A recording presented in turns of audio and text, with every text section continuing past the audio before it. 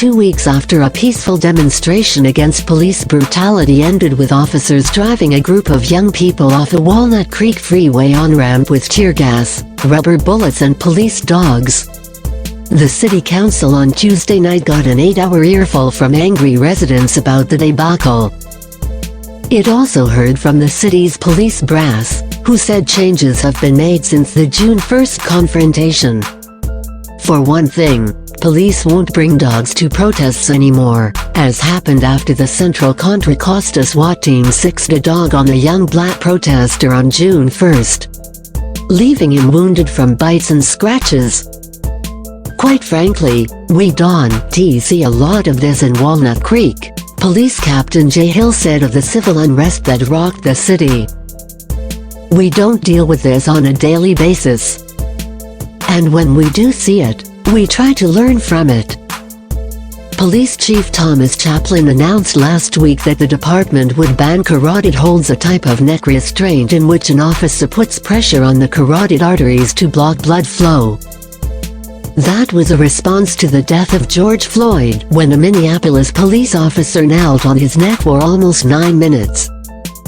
But the dozens of local residents who called into Tuesday's council meeting urged police to do more and pressed the council to divert funding from the police department to health and social services.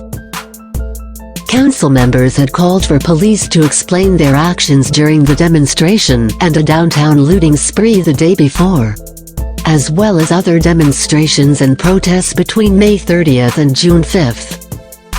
The evening after a small peaceful protest in Walnut Creek on May 30th, about 600 people swarmed through Broadway Plaza and nearby parts of downtown, looting about 40 businesses, including anchor stores like Macy's, Nordstrom and Neiman Marcus. Hill noted that police were overwhelmed and outnumbered, so the department called on mutual aid partner agencies for help as it learned about plans for looting at Broadway Plaza only about 20 minutes before it happened that May 31st night. On June 1st, a demonstration in Civic Park drew about 3,000 people to listen to speakers and hold signs in support of Black lives and against police brutality. But the gathering turned violent as police approached the protesters, mostly young adults and teenagers, after they marched onto Interstate 680. With police firing tear gas and sponge bullets, several young people were injured, including a young woman who was hit in the head with a rubber bullet and later hospitalized. Callers to the Tuesday night council meeting condemned the police response to the June 1st event as too forceful. Given the purpose of the march, police should have been on their best behavior, Susan Antolin said. But if that was their best, they are in deep trouble. Police said they are still investigating the response and would return at a later date to provide a more complete review. Many questioned whether the city had learned anything or made changes after the June 2, 2019 police killing of Miles Hall, a young black resident who was shot by officers while experiencing a mental health crisis.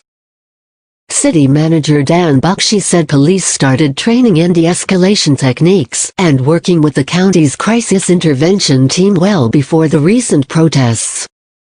City leaders had been meeting regularly with the Friends of Scott, Alexis and Town Hall, a group that supports Miles Hall's family and is pushing for police reform.